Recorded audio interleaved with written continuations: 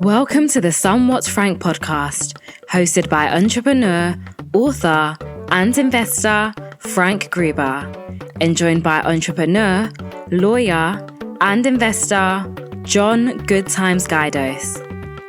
After each having successful startup exits, these two college friends cover a wide array of the latest trends and topics in tech, startups, investing, entertainment, and life. You'll notice they like to live life to the fullest with lots of adventure and believe in celebrating those important wins along the way. The podcast is produced with the help of Established, a strategic consultancy focused on corporate innovation, entrepreneurs, and the ecosystems that support and elevate them. Now it's time to be somewhat frank. Let's get to it. Welcome back to the Somewhat Frank podcast. I'm Frank Gruber. Today I'm joined by my longtime friend, colleague, and adventurer, Boilermaker, Johnny Good Times Guidos. How you doing, Johnny? Getting ready for the holidays? I'm doing well, Frank. Thanks for asking. Yeah, very excited to be gearing up towards the holidays, doing a little bit of shopping, trying to get some gifts out the door, those sorts of things. Also, as you mentioned, a lifelong Boilermaker. It's been a good year. We're playing in the Big Ten Championship against Michigan. I'm excited. I'm cautiously optimistic. Michigan's really good this year. And the basketball team's a top 10 team this year. This may be the year for basketball. I'm calling it right now. I may not be the only one saying it, but they're looking really good. So Purdue sports seem to be having a really good year, which is all exciting. I'm sure you're excited about it as well. Absolutely. Yeah, they had a big weekend last weekend where they advanced to the Big Ten Championship. And then they also had a tournament they were at, basketball-wise, where they took on a number 6 seed and knocked them out in Gonzaga. And they also beat Duke, which is, I think, a number 4 seed, or number 4 in the country. Not seed, but actually in the country. And so that bounced them into the top 5 and actually the top 5 slot. So that's cool. And keep an eye on that because it's fun to watch, but you never know. It gets into March and all of a sudden things go crazy. So we'll have to keep our eyes on it and be hopeful, right? Always, yeah. And they're a young team as well. I mean, I was watching them. I don't know if you watched, I think you said you did, but they're like the good 3-point shooting team. They have, they're the big center in there as well is doing a real nice job. So hopefully good for a few years to come as well. Yeah, definitely. And also joined today by my longtime partner in business and life, also our co-CEO, co-founder of Established, Jen Consalvo all your problems. Consalvo, howdy, Jen. How you doing? What's on your mind today? What's going on? Howdy. Hi, everyone. So happy to be here. Let's see what's going on. Our team has been super hard at work getting ready to produce a big event next week. It's the SBA's second annual Innovation Ecosystem Summit coming December 6th and 7th. It's a pretty big event, pretty excited. It was curated to connect entrepreneur support organizations from around the country to learn from one another as we really try to help support and encourage building a national ecosystem that promotes equitable access to capital and resources for innovators across the country. It's a big deal. If anyone wants to learn more, even if you're listening to this after the event has happened, go to est.us/ESO Summit 2022. We'll put that in the show notes.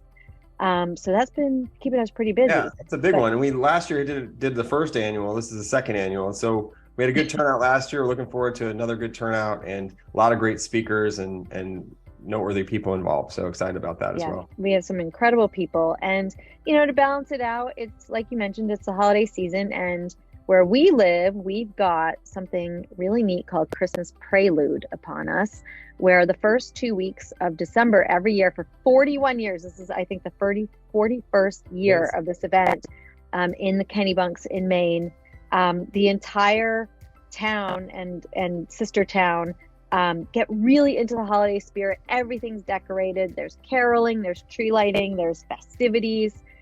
It was voted the number 2 Christmas town in America by HGTV. And so I think we're going to have, some fun and festivities and things that I think will help me get a little bit more into the holiday spirit, as it's hard when you're really focused on work things to sometimes make that switch. And I just haven't done it yet. So I'm looking forward to it. Yeah, definitely. And you can find out more about that if you just go to Christmas Prelude, prelude.com. So christmasprelude.com talks all about the events. There's lots of events. It kicked off yesterday with something, and tonight's the big first lighting. We've got a lot going on there. And but like you said, Jen, it's like your brain has to shift from like, okay, we're going to do this really important work thing, and then we're going to shift gears and do this like fun lighting thing. And you're like trying to do that and juggle that with obviously life and as well. So it's a challenge, but we'll get through it. And then next week we also have another event that's a startup of the year event on December 13th, where we're actually going to be showcasing our community of some of our community startups. Arise is a company as well out of New York, as well as Every Key out of Cleveland, Ohio, Halo Helper out of San Juan, Puerto Rico, Shamrock out of St. Petersburg, Florida, and Storybook out of Miami, Florida are all going to be showcased. They're going to pitch a group of investors and get some feedback, and it should be a great event. So if you're interested in startup-y related things, I want to learn from some investors about pitching and things like that, just go over to our sign up over at soty.link/growpitch2022. Again, it's soty.link/growpitch2022. We'll drop that in the show notes. That's another event we've been working on for a little while here. And, then we kind of have the holidays, right? But you'd think we'd have a slowdown, but because of the way that things lie, the Consumer Electronics Show always comes right after the new year. And so you kind of have to start working on that like last month, basically, and into now, right? And so we always work on different things there, and working with the SBA and some of our other folks that we work with. But we also have the Consumer Electronics Show. The group that puts it on is called CTA, and they have a foundation. And we've been working with the foundation now for 5 years to produce their pitch competition with them. It's going to be happening on January 6th. It's going to be another event where startups are going to be pitching. I think there's about 8 companies that'll be pitching, haven't been selected yet. So if you're a startup and you have raised less than 30 million in funding, there's a couple other criteria. Go over to check out the site. It's over at, if you just go to the bit.ly, bit.ly/CTAF, so CTA Foundation, CTAF, pitch, PITCH 23, and you'll learn more about it. It's also on the CTA Foundation website, if you can navigate to that. We'll drop it in the show notes so you can learn more about it, but another great opportunity for a company or two to shine and get a chance to get in front of some investors. And they've had some really big people involved. I remember a few years ago, we had Joe Montana was the MC. We've had Damon John he was a Shark Tank member, a lot of great people. So it should be a great event. All right, let's get ready to roll here. When I say roll, we're going to do it via solar power, because the first thing that caught my attention the last couple of weeks has been this the launch of production of the first ever solar electric vehicle. It's called the Lightyear, and it's a Dutch mobility startup that's creating a vehicle that's got gathering sunlight, and using that to convert it to energy, and it can make you drive up to on the short end 2 months, and the long end even more, like 8 or more months if you have a lot of sunlight. And that's pretty impressive, right? Pretty interesting. The price point's a little high right now. It's $259,000 for one of these, but they are accepting pre-orders, and I think they have like over 150 people already signed up. So sign me up. I'd love to have one. Want to get your take though, John, and then Jen, what do you guys think about this puppy? Well, I think it's pretty amazing. Just the new technology. Hopefully it's cleaner.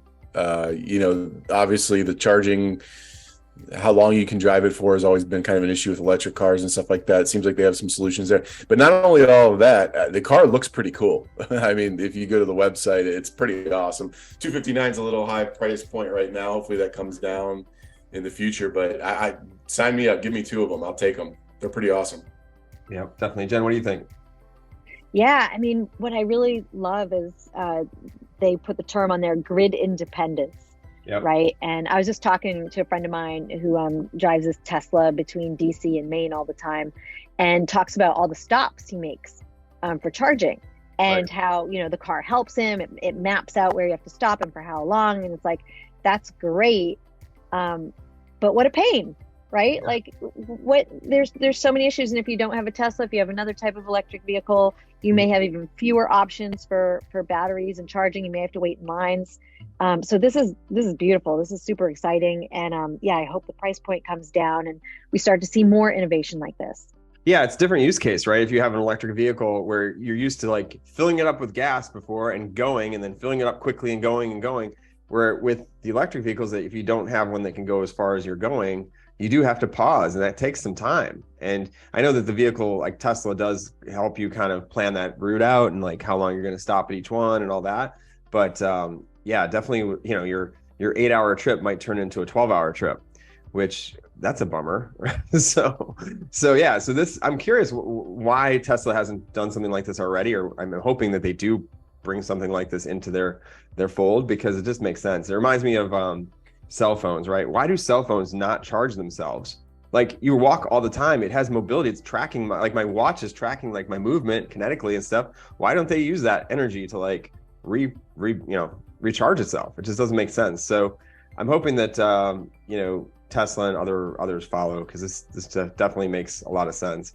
Obviously, there's a question of like, what if the sun goes away? Well, hopefully it doesn't. It all comes down. It all comes down to the batteries, right? And Right, the storage, and how efficient is this, and does it really live up to the promise? Right. Because at the end of the day, if this isn't completely proven, this isn't out there yet. We need to see how this really works. But if they can prove this out and it works well, then yeah, this is a really nice innovation on electric vehicles. And who knows, maybe they don't burst into flames like the other EVs that, like as we saw with the hurricanes, those that got water damaged have been bursting into flames all over, and we don't want to see that. No, not at all. So it's interesting. Definitely interesting in that. And gonna turn the page here and talk a little about another company that popped up, and it kind of related. Tesla, the mobility company, actually has a robot, and it's real. It's not just a guy in a white suit, as put out there by an article in TechCrunch. They edited their kind of day. They do almost like a demo day. They call it was Tesla AI Day, and they basically showcased this robot that was moving and waving and doing all sorts of interesting things at their factory. And so, I don't know, I think it's really interesting to see them moving into that direction. This robot is supposed to eventually be able to, carry your bag and use tools and, be really precise with gripping and things of that nature. So, we're not quite to the Jetsons yet where it's vacuuming your floors, but it's kind of interesting. What do y'all think? I think the future's here, right? I mean, we've been seeing this. I remember being at Epcot Center when I was a little kid and seeing these sorts of things. So I almost feel, even with we were just talking about the solar powered car, the technology is not new. No. It's almost like it has to be the perfect storm of things lining up, whether it be distribution, the right partners, et cetera, to help scale and get these things out there to really make a difference. So right now, I mean, it looks cool, and it's like, having the future here, as I mentioned, it's almost like from a movie or something. But I want to see it. I want to see them working out there in the assembly line, for example, or in the medical field, or exact, applicability in real life to get excited about it. Right now, to me, it still seems like kind of a dream, but it's pretty cool. Yeah, it's coming, right? It's not ready yet. It's not done yet, right? But it's interesting to see that they're making progress and they're focused on it. That's kind of what I was thinking with that, is like, sure, probably a few years off from having it. But I did even see, like, recently as yesterday, like there's law enforcement starting to use robots for different things. Like they're able to, like in San Francisco, I think I saw that they're able to like disable robbers and things like that nature with like robots now. It's legal for them to stun people or whatever using a robot to do that, whereas it wasn't before. So the first thing I thought it was RoboCop, and I'm like, oh boy, that didn't go very well. But that was a movie. It wasn't real. so hopefully these types of things do help us in the future, and it doesn't turn into a war against the drones or whatever. Drone war. So Terminator 12 or whatever exactly. Number they're on. A lot of movies that, are helping dictate, or kind of, I guess, show us like what things could go wrong, right? So we'll keep an eye on that. Speaking of the founder, so we got Elon Musk, who's part of Tesla. He also, since our last podcast, he acquired Twitter, which is interesting. He bought it for $44 billion after trying to back out of it. It's an interesting move.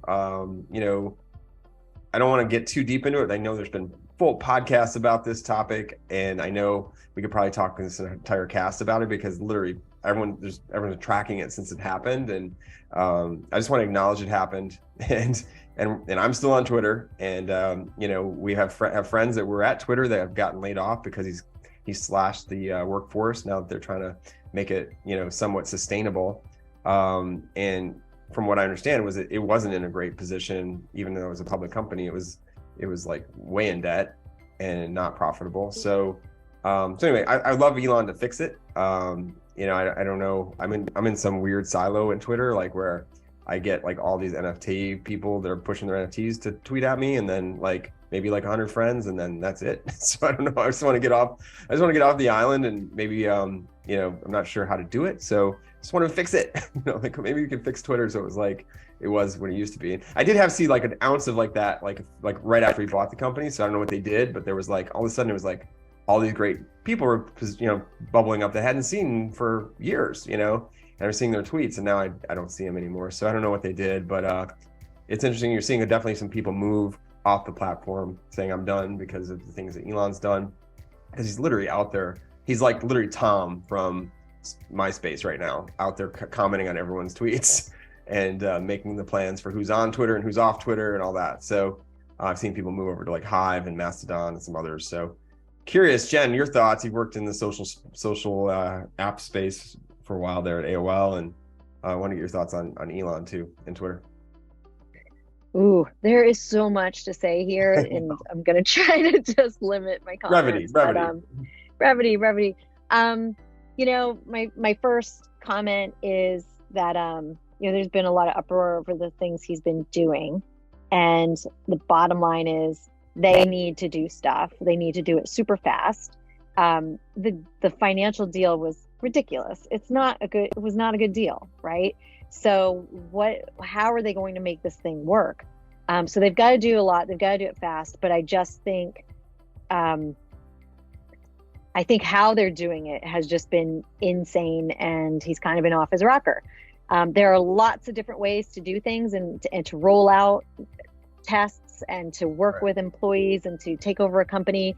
And everything he did, it just seemed like it was all just for press, and that none of it was for real effectiveness. I don't know. I just think that there are people who could have come in, and he could certainly pull some of the top talent in this country, pull them in to actually get to work. Right. But the way he's gone about doing things has been it's just been bizarre to me. That said, I do, I hand it to him. Like, they do have to do a lot. They have to change their models. They have to test things. They need to figure out how to extract more value out of a platform that has been ignoring its value for a decade now, over a decade. Like, it's been a long time, and they've just not harnessed it the way that it could be harnessed. So that's my first take. Mass exodus.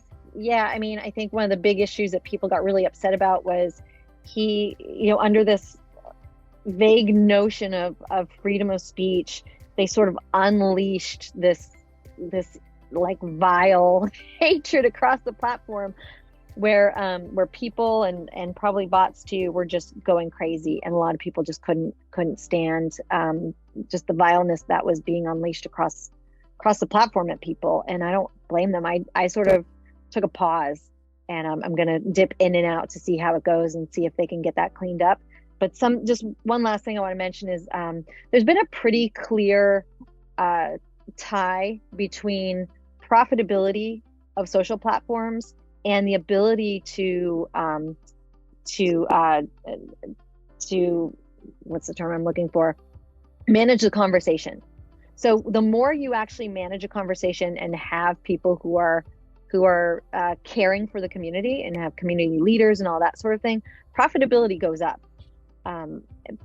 Advertisers do not want to be in the Wild West. So That's something that I think they're seriously going to have to consider. Yeah, and they've changed a few things, right? They're charging people now for their blue check marks, which was a bit of a disaster to begin with, and I think they've figured it out. But we had some people that were verified that were saying they were brands that weren't brands and using the brand name to like tweet out things, which was crazy. And there's some great screenshots you can go look for that have some of that info on there. So yeah, definitely agree that the Wild West is not what people want. I also wanted to touch on that. You mentioned bringing in people. He's brought in like his own team from SpaceX to focus on this. So literally, he's bringing in talent to kind of refigure this out and grow it the way that he wants to grow it, with a big vision of being like your everything, right? What was it? He wants to make it almost like this app that does everything for you, right? Gets your Uber, gets your groceries, does your social. That's going to take such a huge monetary investment. It'll be interesting to see, does anyone have the tolerance? Do the investors have the tolerance for that? Right, exactly. Johnny, what do you think? Been tweeting? No, I almost completely quit Twitter, other than stuff I needed to do for work, probably half a dozen years ago. I mean, to Jen's point, yeah, I know there's been an uptick recently reported of, garbage being distributed on there. I was feeling that 6-7 years ago, something like that. So I got off there just because it made me feel bad. Like I'd go on there to write about sports or see what's going on, and it was just all trolls. And I had great thing about having other options out there is I just decided to turn it off for the most part. I still have an account, but I don't actively use it. Right. So, but I do find myself surprisingly having thoughts on this. Usually I just, it's another news item and I don't really care about it. I mean, I do, Jen had some really good points, I think, trying to keep the politics out of it. I hope he does fix it. He has some, experience of having success with various companies from a profitability standpoint anyway, or enterprise value standpoint anyways. So he has put himself into the public eye, which I think if you spend $44 billion on something, you can do that, right? I do think he has some good thoughts and trying to do some good things. I don't know him, but if you take him for his word, I am a huge proponent of free speech, and I don't really care for too much government interference. So if those are things he's trying to do, I support those things. How he's going about doing them, I mean, I have some opinions on that, right? I know that the way he laid off certain people probably wasn't done tactfully, or in my opinion. But again, it's his $44 billion, so he can do what he wants. I do hope it turns around, and I'm, for the record, completely against hate speech and those sorts of things. I actually just saw this morning, I think he suspended Kanye West again for trying to incite violence. So I don't think there's any just for the record, I don't think there's any place for those sorts of things. However, I am a proponent of, free speech in the right public sector. So he got rid of Kanye for the second time because they brought him back, and he, of course, he goes by Ye now, right? Ye made some statements that were related to being supporting Nazis and all sorts of bad things, and it was completely taken off the platform. And we can talk about that in a minute. We'll hold on that conversation because that's a whole nother ball of wax. But putting him on there, and then obviously he also has banned like Alex Jones, which Kanye went on to Alex Jones's show recently and said some really terrible things as well. I think it was yesterday, and so that's partly what kind of caused this. And Elon's not a big fan of Alex and will never let him on the platform. But then on the flip of it, you've got our former president, which did also help incite violence, and yet is still using the platform to do so, and yet he's back on the platform. So I guess he's given second chances just because it's a new thing, and we'll see how it all goes and plays out. But it's interesting. It'll be interesting to watch, and hopefully he can turn it around and turn it back into something that was magical, about a decade ago, right? And not to say there's still value in it, right? Like I still connect with people on Twitter. People still connect with me in DMs and things via Twitter. So I don't think that they've lost the value. I think they just need to figure out a better way to hone in on the things that they're really good at. I think, I think the bottom line is having very clear guidelines and moderation, and making sure that people understand, like, if this is going to fly, this is not, right? Like, I'm going to go way back to like the AOL days, right? Like chat rooms, that was the basis of all of this stuff. And having community moderation, giving people tools, setting up infrastructure, that cannot be minimized, especially when you have a platform this massive.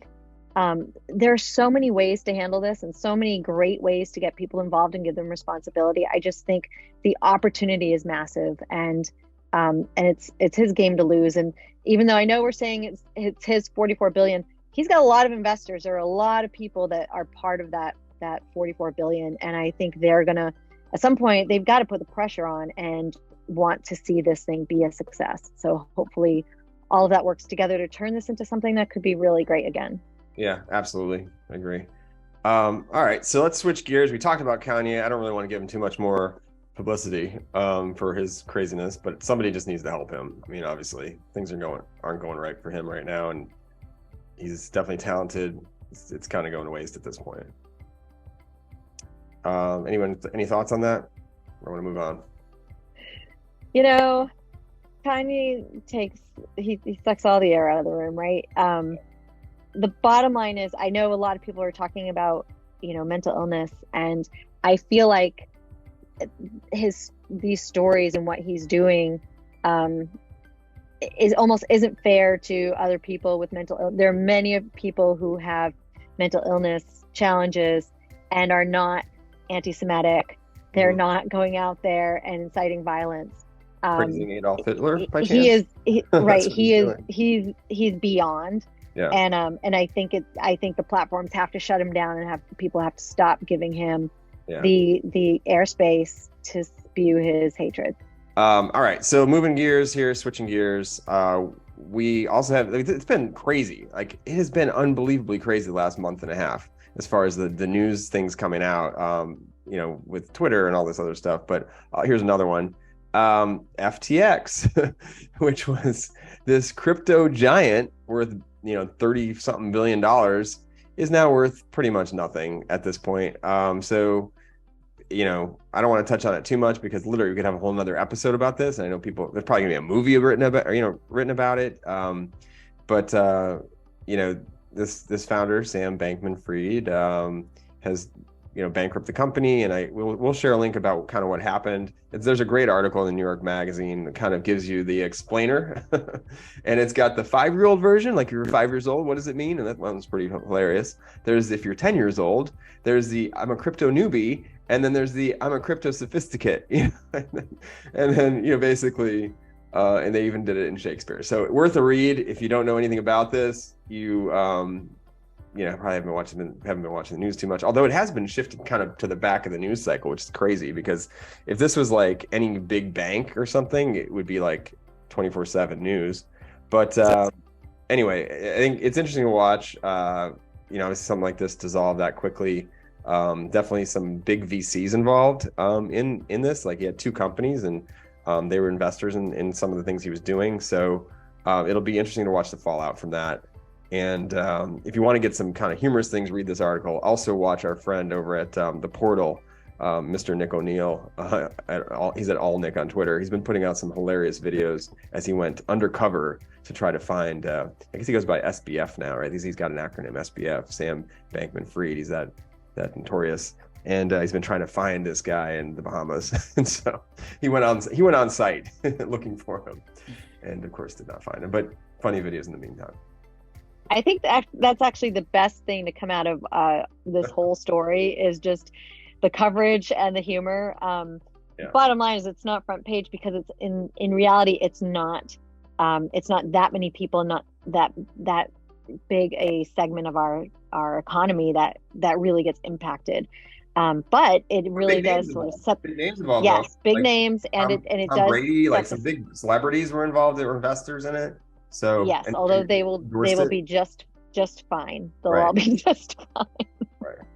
Yeah. The one thing I wanted to chime in about, putting my lawyer hat on for a second, that I found very interesting. It's an interesting story. I want to see what happens, because I know that there are a lot of loopholes, and I mean, overall, from a public standpoint, it's not a good look, right? Like, it seems like there was definitely some bad things that were done here, but I'm interested to see how the legal teams maneuver through all of this. But what I did want to say, and I thought was an interesting take on it, was, there are some very, very high profile people that I don't want to name specifically that were seen on television or advertisements wherever online saying you should invest in FTX. These people know, I'm paraphrasing right now, right? But these people know what they're doing. This is the best platform, etc. And based off of that, there are some legal, whether it be criminal, otherwise implications there to giving advice to people and what they should or should not be investing in. And so I think it's something to keep an eye on. I'm going to be interesting. I don't think there's going to necessarily be any, criminal complaints, let's put it that way. But I do think from a legal standpoint, that's going to be interesting to see how some of that stuff affects some of those high profile individuals. Yeah, I agree. I mean, there are definitely requirements around, like, if you're raising funds around on the investment side as a VC, right? You can't do that. You can't solicit. You can't do all that kind of stuff. So there's got to be some rules that people have broken in this situation. I do, for those that are totally clueless as what we're talking about, I do want to read this explainer because I think it's hilarious kind of to end on for you to kind of get a sense of what's going on. This is the 5-year-old explainer from New York Magazine. And this is what happened. Verbatim. I quote, "A silly-haired wizard sold magic beans. The villagers loved it until they stopped believing in magic and demanded their money back, only to find out the wizard had already spent it." So there you have it. That's pretty much what happened from that perspective. And hopefully now you get a better sense. All right.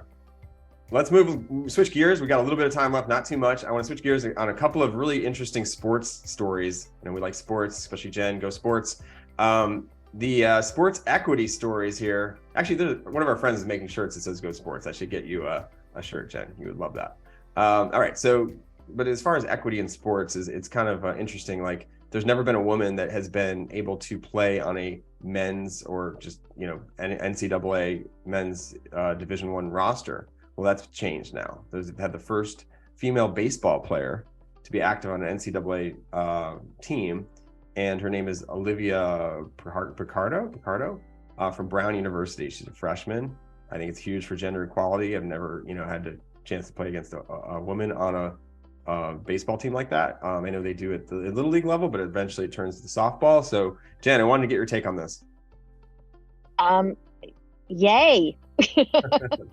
No, I mean, you know me, anything, any positive steps towards equality is really important to me, important to women in this country, especially as we have sort of backslid in recent months in terms of some of the rights. So yeah, every step we can take is critical because there are just so many real world impacts. I think we also saw something World Cup, right? Didn't we see that the men's and women's teams actually have to split the big prize for the first time? Yeah. These things are important. They're material and they matter. Yeah. And the women's team is actually better than the men's, just for the record, in the U.S. anyway. And have been for many years, right? Yet have not made the money. So these things are important. The men are very excited about that, I guess. That's what I'm saying. All right. Switching gears. One more sports story related. This college football player out in North Dakota. He's a lineman. He's 49 years old and he's playing for a college football team. I'm super psyched because that gives me hope that you're never too old to start. Johnny, what do you think? No way. I mean, I'm 43, and to think about going out there and getting hit and putting your body through all that stuff. I mean, good for him. I mean, if they can do it, then I kind of like. I have recurring dreams, by the way, that I'm still playing high school football at times, and so it kind of makes me think if I were to go back and play football again. But all the power there. I support it, but I could not even imagine doing something like that. Yeah, that's amazing, right? He's Tom Brady of college sports now. It's pretty cool. I am trying to imagine the two of you right now, like going out and playing football and then seeing you like 2 hours later, like all laid up. Like, I need a massage.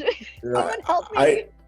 I play backyard football with my nephews that are 6 and 8, and afterwards I'm sore and tired. So I couldn't even imagine doing it with other grown, human beings. Forget about it.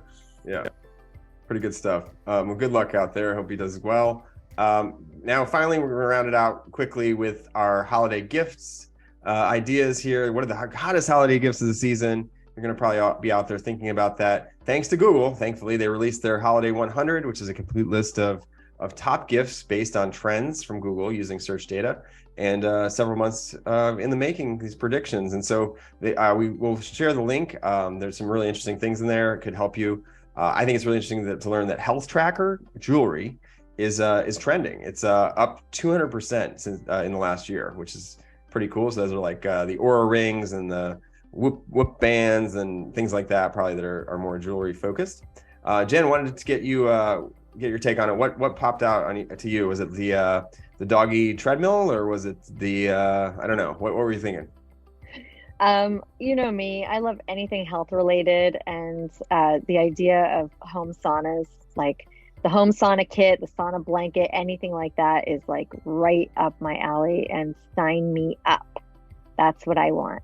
Nice. Johnny, what are you thinking? There's the mushroom lamp or the sunset lamp. Were you looking at any of that stuff, or what were you looking at? I was listening to some podcasts last night, actually, and usually there's some sort of a debate or some sort of beef amongst hosts or co-hosts. And I think our biggest beef on this podcast is my disdain for mushrooms and your love of mushrooms. So that's like that's our biggest thing. So no, I'm not. Maybe I'll get you a mushroom lamp, but I'm not a fan of the mushroom lamp. I like Jen. I never heard of that. I'm a big I didn't fan know what a of mushroom lamp was. Have you heard of that before?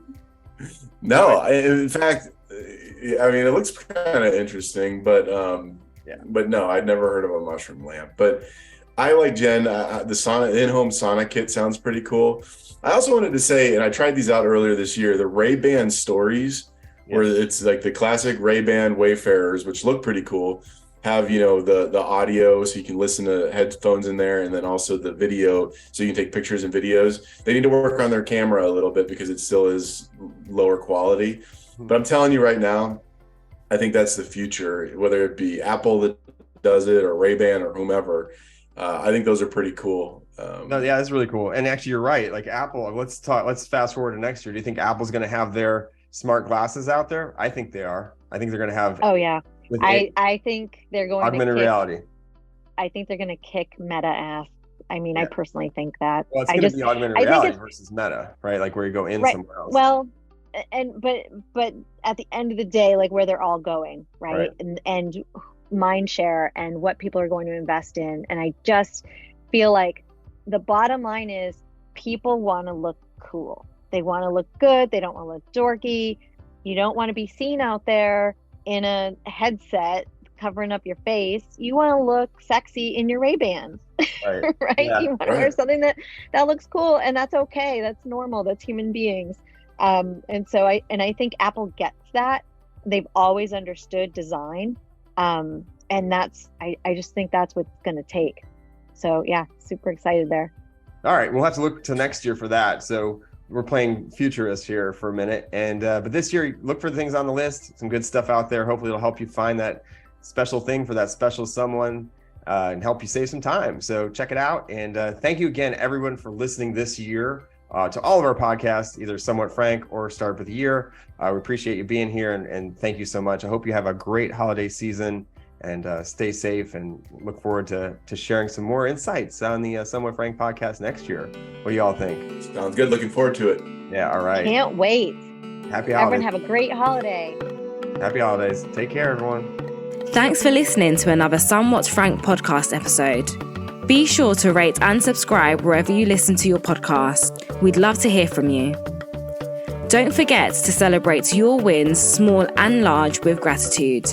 It will make your journey more enjoyable. We'll be back soon with another episode.